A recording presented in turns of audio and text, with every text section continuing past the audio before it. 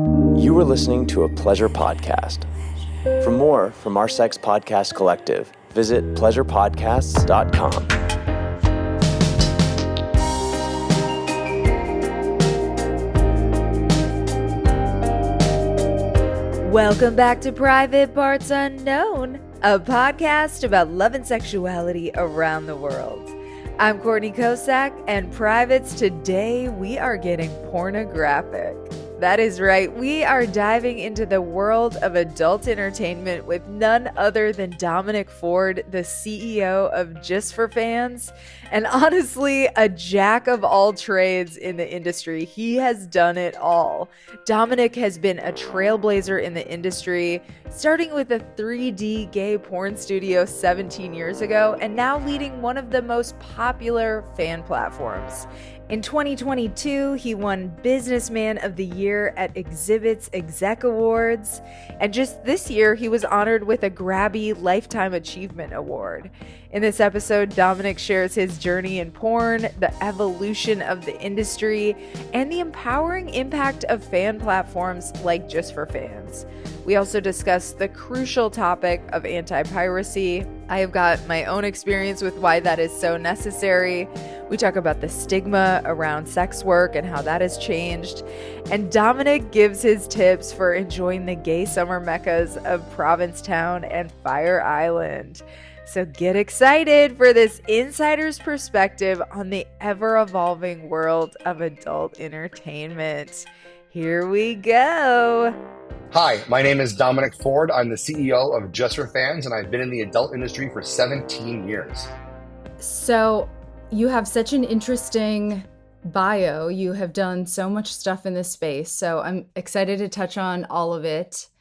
It looks like you've been a porn studio owner, on-camera talent, anti-piracy crusader, and creator of JustFor.Fans, and you're a computer scientist and you programmed all of this yourself. So give us like the entry to the industry. How did you get started? And then a little bit about how you evolved into all these different roles. So I've been in the industry for 17 years, and it started, my boyfriend at the time and I were watching porn sites, and he's a graphic designer and I'm a computer scientist, and he would always look at sites and think that graphic design was awful, and I would think that the user flow is terrible, and I was doing photography in the city and I would think the photos are terrible, and we kept saying, boy, between the two of us we could do better, or we could at least do something different. And then about 6 months, maybe 8 months into our relationship, we just were like, we keep saying this, why don't we try? So he did the graphic design, I built it, I did all the photography, and then we launched our studio 17 years ago. Amazing. So 17 years ago was like 2008. 2008. Yeah. Okay. I'm just curious, are you guys still together? We're not, but we're still very, very close. He is 100% my soulmate, and the only person I trust completely in my life. So he's still a very large part of my life, but we're not together anymore. Oh, interesting. Well, okay. So I'm thinking back. I started the first iteration of this podcast in 2016. And I was thinking as I was preparing for this interview, like even some of the interviews that I did early on in the podcast with porn performers, it seems like the industry has changed so much, even in that short, like 8-year period. Is that accurate? Oh, I mean, there's been a tectonic shift in the industry, mainly due to fan sites. The economy of the industry, the power structure of the industry is 100% different from what it was a few years ago, and certainly what it was when I started 17 years ago. I mean, when I started, everything was about studios, and everybody's number one goal was to work for a studio, and that's how you got publicity, and that's how you made money. And the tables have turned, and studios treated models not so well, in that models had no recurring income. Models did not own any rights to their image once they sold it to the studio. All of this has changed completely, with power being in the hands of the model now. Yeah, that's awesome. I have an OnlyFans account that I started during the pandemic. I just learned about JustFor.Fans, but I'm very intrigued. So I guess, when you started, studio was the model. So you started with the studio. So tell us about, your first studio. I heard that your first flick was Harry Potter themed and it was in 3D. So, the hook of my studio, the studio was called DominicFord.com, which is where I get my porn name from. And our hook was that we filmed everything in 3D. So I grew up, my dad is a photographer, and I grew up being educated on 3D through him because that was one of his passions.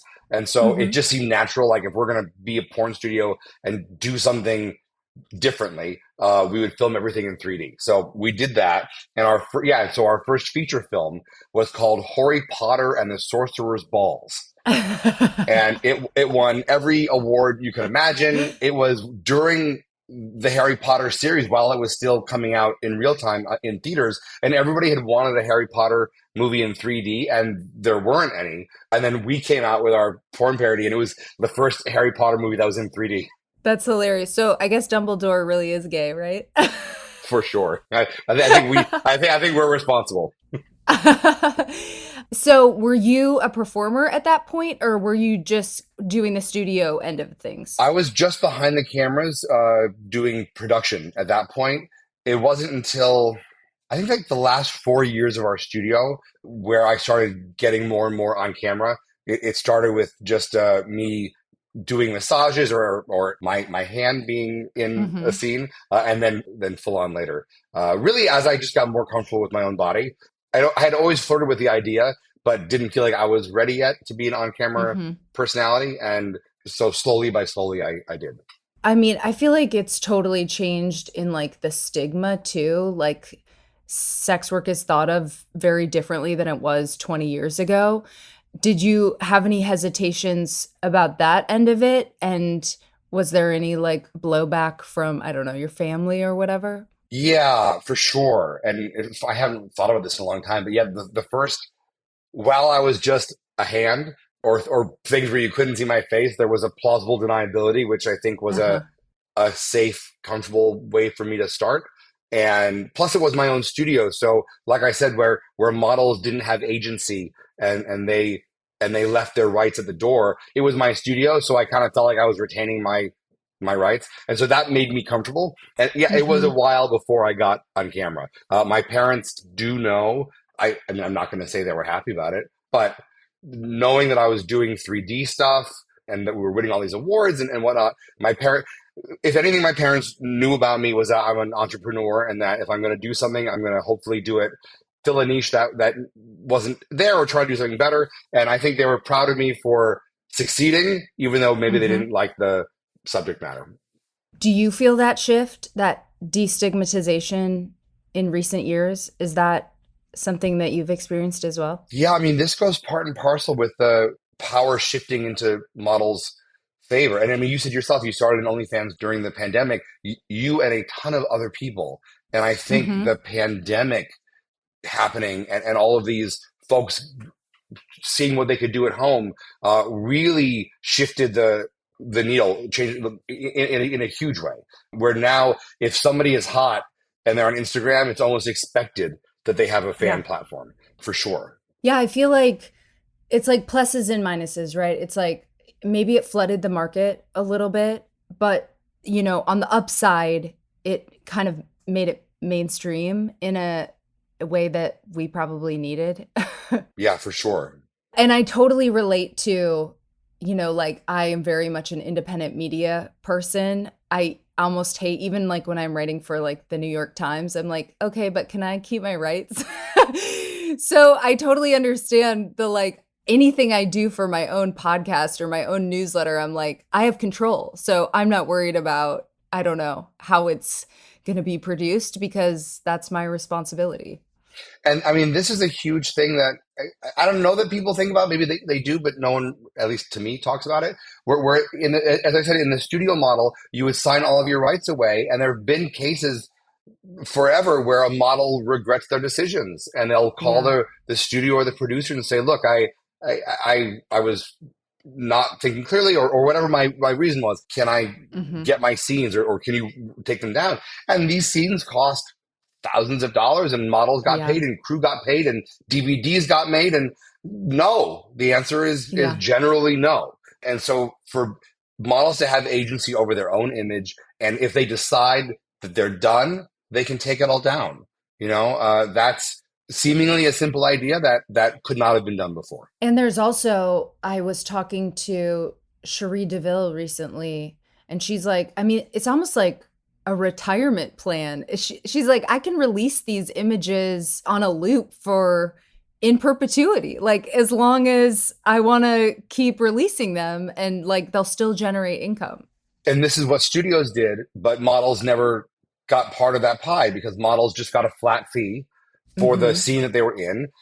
And if a model filmed 10 scenes this month, they were doing amazing, but then maybe they would film 0 scenes next month and they weren't doing amazing. And so things that mainstream people take for granted, like the simple idea of budgeting your income, knowing in advance what bills are going to get paid, which bills maybe not be, and being able to say, I want to buy a car, I want to buy a house, whatever. And here's how I'm going to do it based on my projected income for the next year. That was not an idea before fan platforms came around.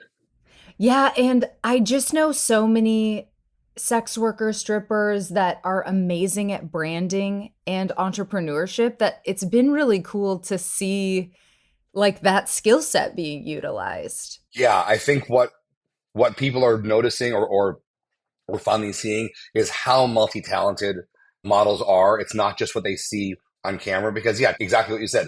These folks are social media marketing, they are editing, they are scheduling and project managing, all of these things that are skills that maybe an average person wouldn't attribute to someone that they're looking on camera at, for sure. And in fact, all of our staff is 100% made up of sex workers and models on the site. I love that. So our entire customer service department, if you write in or chat with them, you're talking to somebody who has a model page on the site, not some random person not in the industry. I think that is so awesome, and it makes total sense. It's like, who knows how to troubleshoot your page better than someone who's like constantly dealing with the kinks on the page. So it totally makes sense. And we just hired another person to help us with compliance. And I wanted to make sure to hire someone who was either a lawyer or who had some legal background. And we found a lawyer who's also a model on the website. So even that sort of skilled level exists in our model base, and we're happy to work with them. I love that. So I'm curious if this resonates with you too. So I'm remembering like a specific interview I did probably 7 or 8 years ago.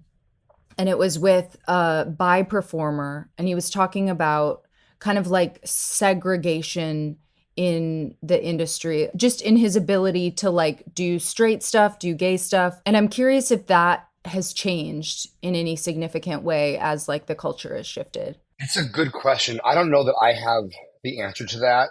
I know that when I was in my studio phase, the answer was no, that had not changed. Mainly because of this innate homophobia that the straight side of the industry has.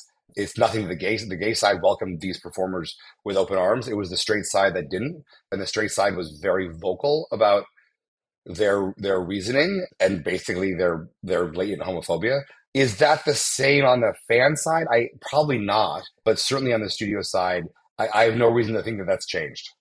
Yeah, it just doesn't make a lot of sense to me, because it's like the testing, the whole industry is rigorously tested. So like if that's a fear, or you know what I mean? Like, I don't understand. Yeah, it has to be homophobia. Well, it was just stupid. And especially before, not to interrupt you, but when I was having these conversations originally, it was back when the gay side was 100% using condoms all the time.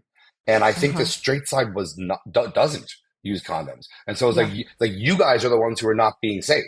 Like, you're the problem. We're the ones who are being safe, and testing all the time and taking prep and doing all the things that we need to do. So it was just, and then there were all these, there were a few HIV breakouts, but they were all on the straight side.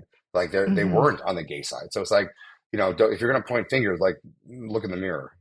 Yeah, for sure. Okay, so you've done a lot of work in anti-piracy, and we've been talking about these industry shifts, and obviously the internet has been a major part of that. So I would love to hear first of all, just how the internet has changed things in the industry and made anti-piracy such an important topic.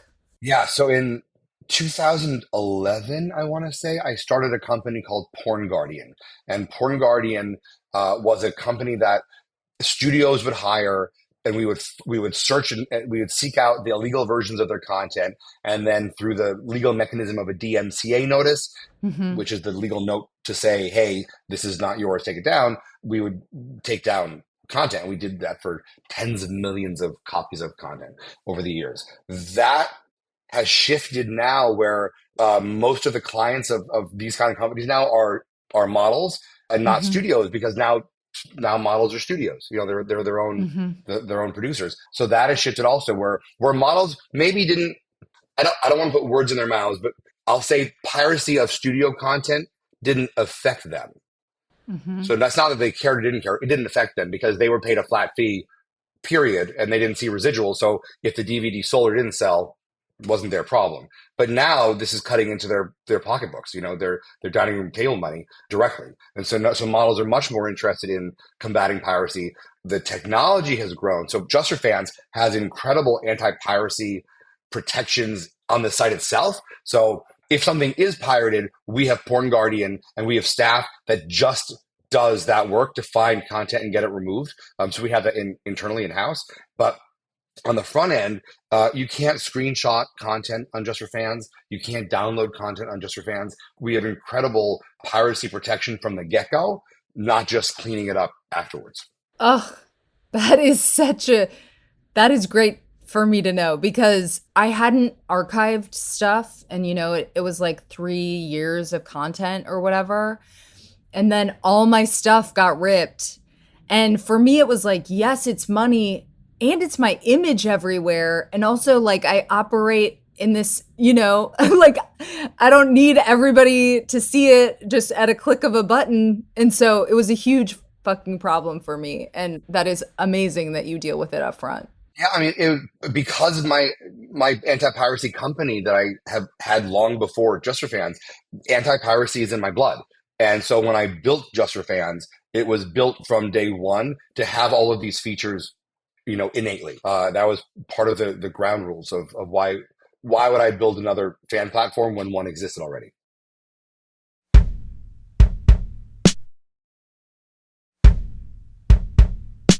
So yeah, let's get into JustFor.Fans. I'd love to know why and how you started it. Obviously, being a computer scientist probably helps.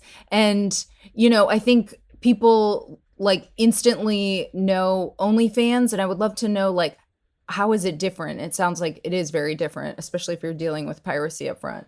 Well, yeah, I mean, so we're in the industry. So when OnlyFans came out and the straight side sort of gravitated to it, and I looked at it and I was like, it's a really good idea. This puts power in the hands of models, which is something I always wanted. But it was clear that they were an outside company. They were not from the industry. They didn't understand the industry, and they certainly didn't understand the whole industry, meaning not just the straight side. And the straight side and the gay side are really two different animals.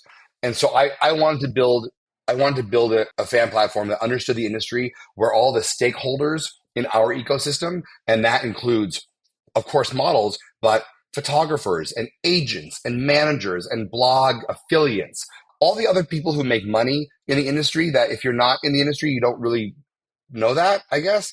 And let me build a platform where all of these people can have their hooks and not be afraid of a fan platform. Because at the various conferences that I was at, the topic used to be Pornhub and piracy, and then it turned into OnlyFans stealing traffic from the studio sites. Yeah, so how do I build one that we're not afraid of as an industry? And how do I build one that covers the bases, not just for what the straight side needs, but also what the gay side needs? And so how long has it been operating? 7 years, 6.5 years, Wow. just about 7 years. Congratulations. But I think next month is 7 years. Yeah. So, I think a lot of us heard about, there was that MasterCard thing, and there was OnlyFans was going to pivot away from hosting sex content. Did the issue with the banks come up for y'all as well? And how has that played out with you guys? Yeah, so two very important and distinct issues. We'll talk about MasterCard first. So no, the minute we heard MasterCard was going to be requiring different consent documentation than anybody had required before, as a computer programmer, I immediately sat and went to work. And it took me about, I don't know, 2 months maybe to build our consent center. And this is a very robust tool on the site where I can work with any model I want. And if they're on the platform already, then they've already signed a general consent form and we're done. If they're not, the system will either email them or text them a consent form to sign digitally, and that's it. So we made it very, very easy to comply with the MasterCard rules. And we were the first company the day that the day that their rule went into effect, we had a month of training sessions already with our models. And we actually went live, I think before they did. And we're the only people who did that. That's amazing. And I think, not a lot of performers realize that it actually protects them as well. But I heard you talking about this in the context of revenge porn, which was very interesting to me. Can you talk a little bit about that? How it can actually be a benefit, when you're collabing as well? So we get people report posts and say, this is not meant to be, and I didn't consent to that. And in the first couple of years, often it was, my boyfriend did a movie and I found out about it and I don't want it there, and I want to either ruin his life or I want to get it taken down. Or there was a woman who didn't know her boyfriend was playing with men on the side, and now everybody can see it. So it was a lot of like fake reporting. But if these people don't have documentation, then what am I supposed to do? And so you protect yourself by having the documentation so that somebody who's being not nice to you can't come in and fuck with you. Yeah. So have you had, it sounds like that with the MasterCard thing, you put all the checks in place to have it not be an issue. Have you had other issues with banks as a person in the industry? Sure. Banking discrimination is rampant on every touch point that there is money. So from the consumer banking, I have a checking account where I have my own money, to what credit cards will work with me as a consumer. I had a credit card shut down because they didn't like my company. It was my business card, but it's used to pay for servers. It's not like I'm paying for a hooker on the street. This is like business expenses. And then, of course, working with banks for business, we've gotten shut down from business accounts before, trying to get credit card processing. There's a whole separate ecosystem that works with adult, and that ecosystem is shrinking and likes to make as much money as possible because you don't have a choice. So at every moment, we have banking discrimination for sure. Is there any answer to that except just people get with the program? Major banks get with the program? There are small banks that don't have the same risk adversity or risk profiles that larger banks do. And so small, more local banks, I think, are always a better shot. The Free Speech Coalition, which everybody should be a member of if they're not already, they're doing a whole program now, a lobbying program on banking discrimination. They've gone to Congress and had these conversations. So they are fighting the fight, and they need all the help that we can get. And that help can be in form of money, but also in the form of your story and lending time and support. So reach out to Free Speech Coalition. They are working on this problem. That's a good tip. So JustFor.Fans has a new browsing experience coming. Can you tell us about that? Yes, it keeps getting delayed. So hopefully it'll be out soon. So when I built the site, which is now about 7 years ago, the social media standards were Twitter and Facebook. And so JustFor.Fans very much has that kind of scrolling sensibility. Whereas now you have TikTok and Instagram and sites like that. And so just what social media feels like is different. And we've been trying to figure out what our next move is. And so we're going to launch soon. I don't know when, but hopefully soon, a browsing experience that's much more like the Instagram world, where you swipe up and you see a full screen on your phone, vertical video, and you can You can do all the likes and all the kind of stuff you can do on one of these more modern social media sites. We're going to launch a beta of that very, very soon. Cool. I'm super excited about it.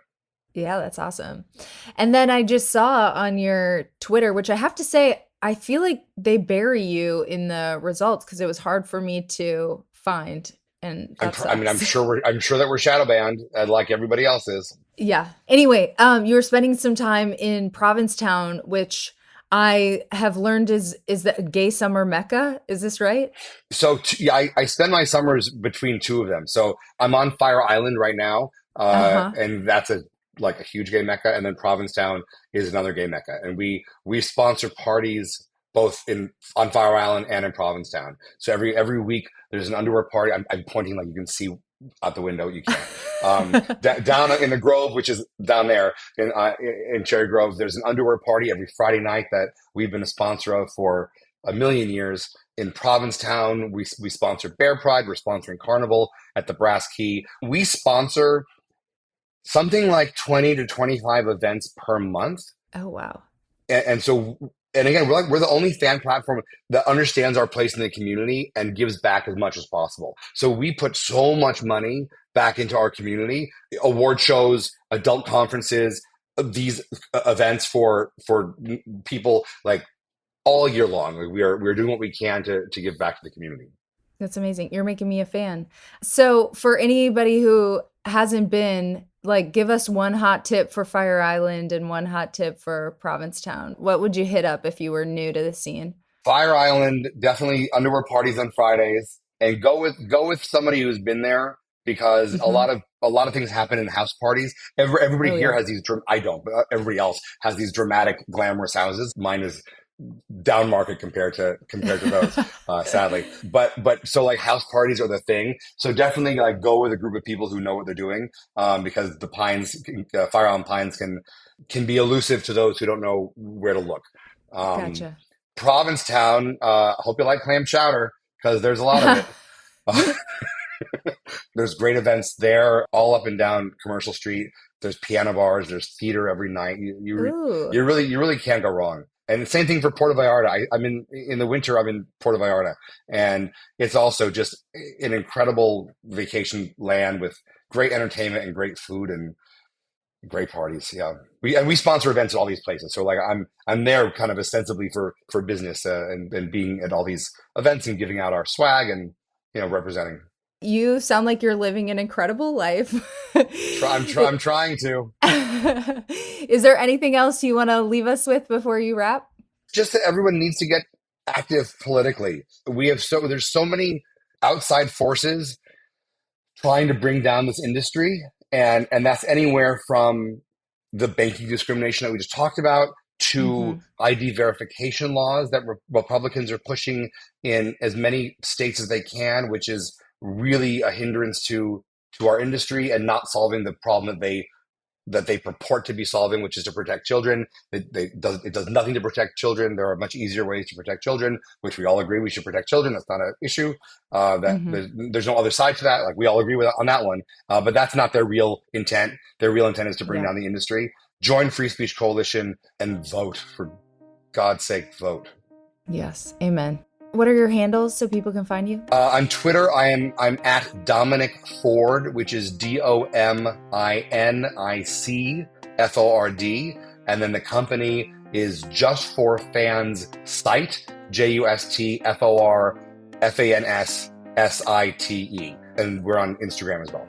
Perfect. Well, thank you. This has been such a fun combo. So nice to meet you, Courtney. Thank you for having me on.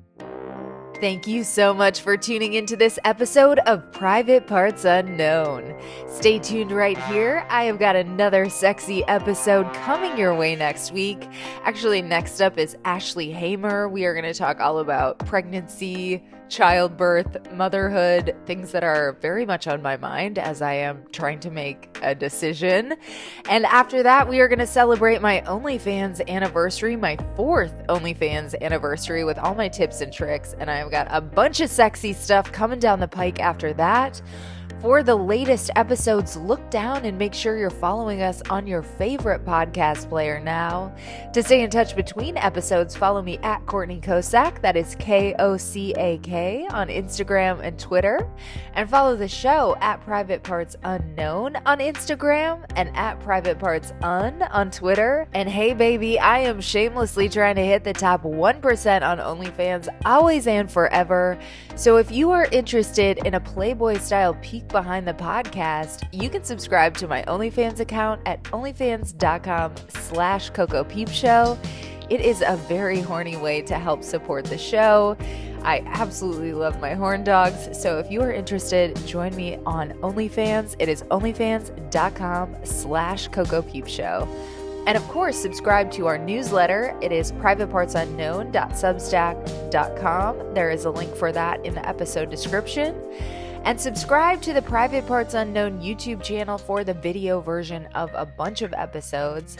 The audio episodes also automatically update over there now. So head on over to youtube.com/privatepartsunknown and smash that subscribe button. That is youtube.com/privatepartsunknown.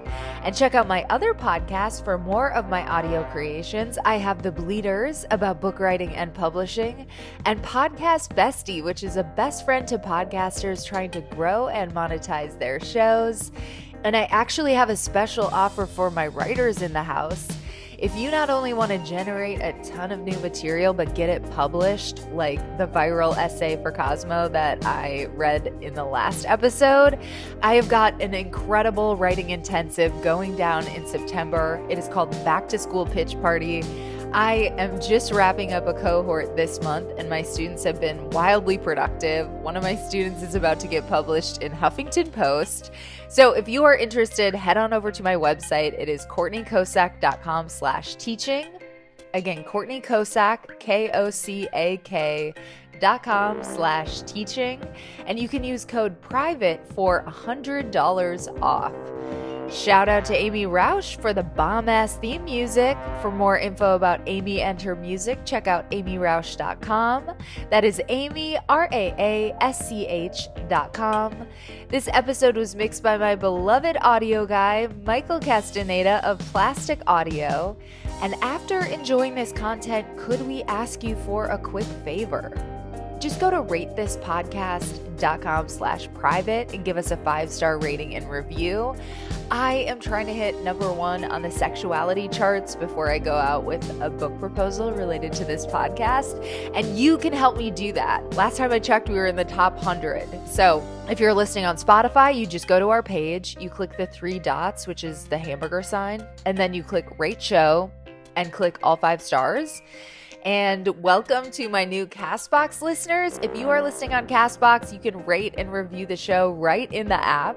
And no matter where you are listening, you can rate and review the podcast just by going to ratethispodcast.com/private and leaving a 5-star rating and review. If I get a good review, I would love to read it on the podcast. So go ahead and leave me all your sweet nothings. And hey, there is one more way you can help support the show. We are now on the Fountain app. So if you are listening on Fountain or another V4V platform and you get value from this show, you can support us by sending a boostagram. You can even send a comment along with your boost. And I have to say, those are my favorite messages to get because they come with a little bit of Bitcoin. Thank you so much for sticking with me until the end. Until next time, stay curious and keep exploring. Love you, privates.